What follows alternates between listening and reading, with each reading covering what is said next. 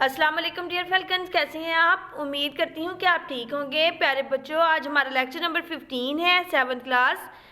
हम unit number 8 complete कर चुके हैं। आज हम chapter number 9 dispersion of light, इसके बारे में पढ़ेंगे। आज हम ये वाला चैप्टर स्टार्ट करेंगे, ठीक है। आपकी बुक का पेज नंबर बेटे 191 है, सॉरी 91, ठीक है, 91, ठीक है। आप अपनी बुक ओपन करें, हम नेक्स्ट पेज पे चलते हैं जी। बेटे पेज नंबर 92 है। We have learned a few properties of light in class 6।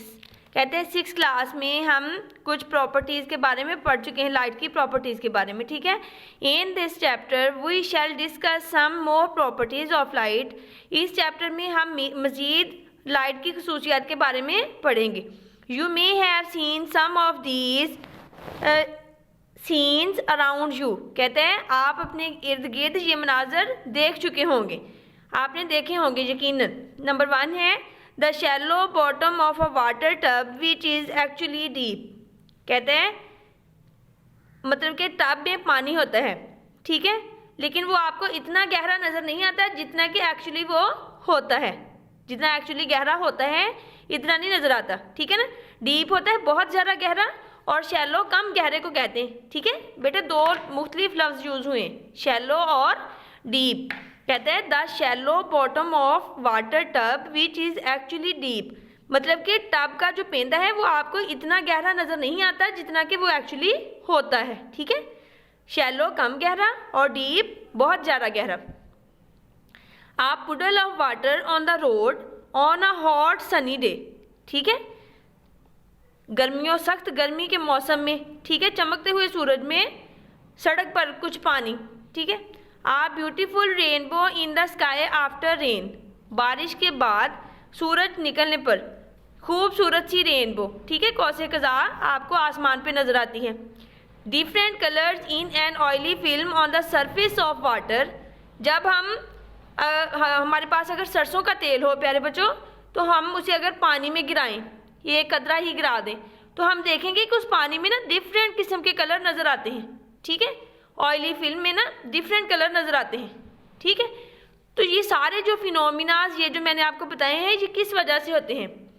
ये रिफ्रैक्शन की वजह से होते हैं, रिफ्रैक्शन ऑफ लाइट। कहते हैं all these phenomena are the result of a property of light. ये लाइट की एक खसूसियत है, ठीक है, उस खसूसियत का नाम रिफ्रैक्शन है, उसकी वजह से ये वकूअ पज़ीर होते हैं, ठीक है। अब हम पढ़ते हैं रिफ्रैक्शन के बारे में। रिफ्रैक्शन एक्चुअली है क्या? Refraction bending of light. Simple words में हम कह सकते हैं bending of light is called refraction, ठीक है। कैसे? ये देखिए, रीड आउट करते हैं। We know that light does not need a material medium to travel. कहते हैं हम जानते हैं कि लाइट को ट्रैवल करने के लिए, सफ़र करने के लिए किसी मटीरियल मीडियम की ज़रूरत नहीं होती। Light travels at different speeds in different mediums. ये मुख्तलिफ मीडियम्स में मुख्तलिफ स्पीड से सफ़र करती है, ठीक है ना। ये नहीं है कि एक मीडियम में अगर इसकी स्पीड एक जैसी है तो दूसरे में भी वही होगी, नहीं, ऐसा नहीं है। ऐसा हो सकता है कि इसकी स्पीड एक मीडियम में कुछ और हो जबकि दूसरे मीडियम में कुछ और हो। Light travels the fastest through the vacuum. कहते हैं लाइट सबसे ज़्यादा वैक्यूम में तेज़ी से सफ़र करती है, खला में, ठीक है। When light passes from one transparent medium to another. जब लाइट एक ट्रांसपेरेंट मीडियम से, एक शफाफ मीडियम से, ट्रांसपेरेंट किसे कहते हैं? एक ऐसी चीज़ जिसमें से रोशनी गुजर जाए, ठीक है ना। The material which allow light to pass through them easily are called transparent, ठीक है ना। कहते हैं ट्रांसपेरेंट मीडियम से दूसरे ट्रांसपेरेंट मीडियम में दाखिल होती है।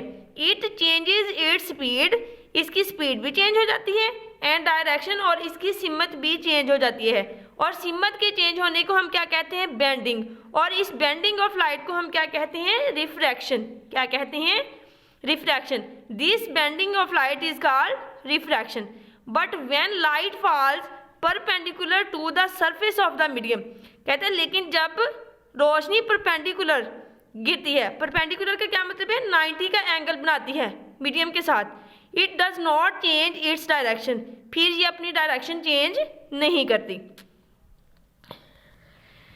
जी प्यारे बच्चों, ये देखिए कहते हैं the pencil in the glass of water looks as it has been broken at the water line, it is because of refraction of light. ये देखिए जब हम पेंसिल पानी वाले ग्लास में खड़ी करते हैं ना, तो हमें यहाँ से ये देखें ऐसा लग रहा है कि जैसे पेंसिल टूटी हुई है, लेकिन ऐसा नहीं है।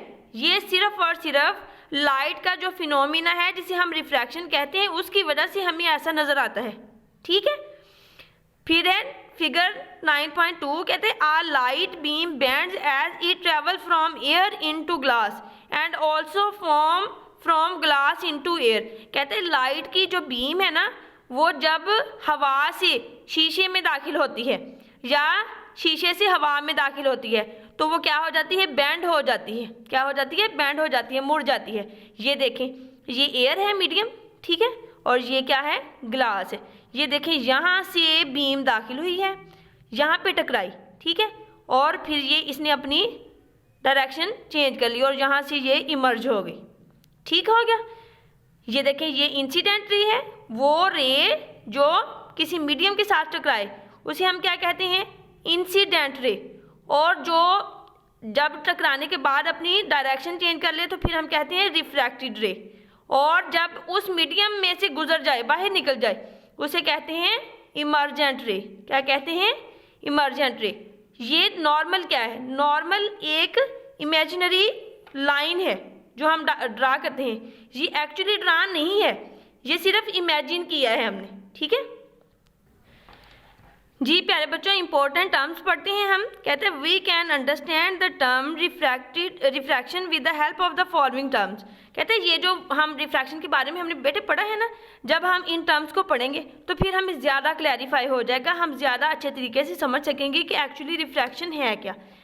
फर्स्ट है incident ray, the ray of light that travels in one medium and falls on the surface of the second medium. ये देखिए मैंने बताया आपको, ये एयर था ना, एक मीडियम।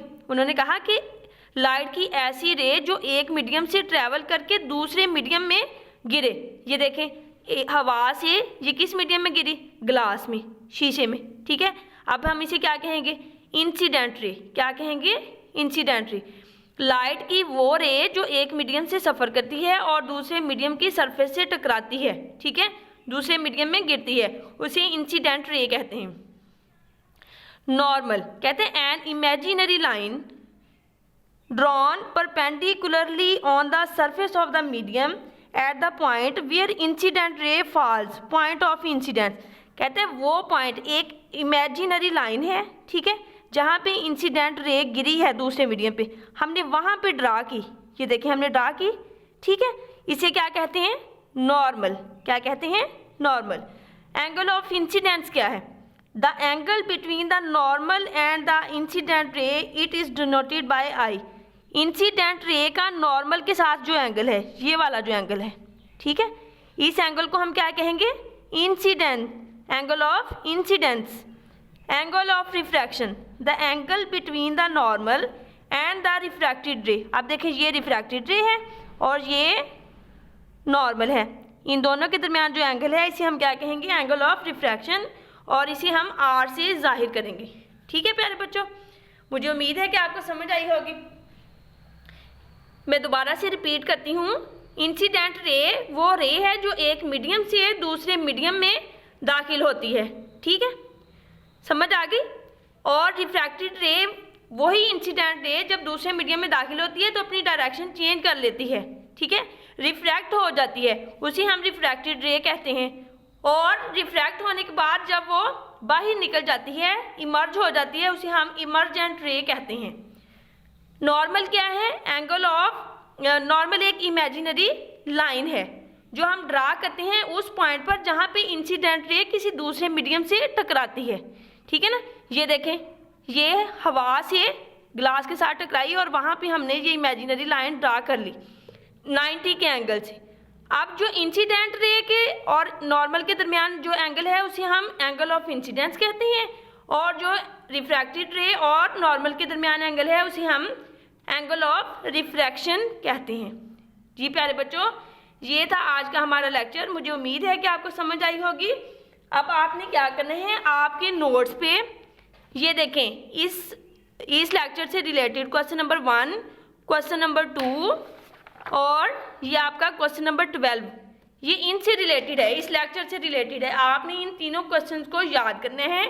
ये आज की आपकी डायरी है, ठीक है। सिर्फ इन क्वेश्चंस को ही याद नहीं करना, आपने इस लेक्चर को अच्छी तरह से सुनना भी है और इस लेसन को रीड आउट भी करना है। अल्लाह हाफिज़।